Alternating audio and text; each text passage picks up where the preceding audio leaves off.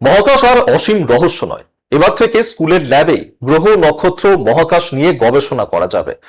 Om Dayal research and education সোসাইটির উদ্যোগে কলকাতার দিল্লি পাবলিক স্কুল রুবি পার্কে উদ্বোধন হলো অত্যাধুনিক অ্যাস্ট্রোনমি ল্যাবে।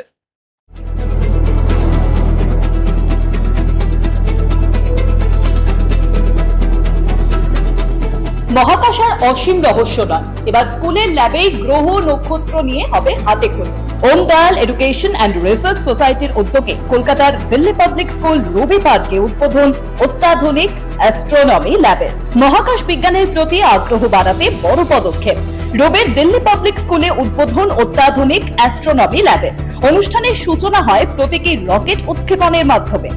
উপস্থিত ছিলেন ইসরোর প্রাক্তন চেয়ারম্যান এবং মহাকাশ বিজ্ঞানী S Kiran Kumar. Om Dayal education and research সোসাইটির তরফে জানানো হয়, এই ল্যাব আধুনিক প্রযুক্তির মাধ্যমে পড়ুয়াদের মহাকাশ বিজ্ঞান নিয়ে হাতে কলমে শেখার সুযোগ পাবে। মহাকাশকে জানার নতুন ঠিকানা এবার স্কুলে।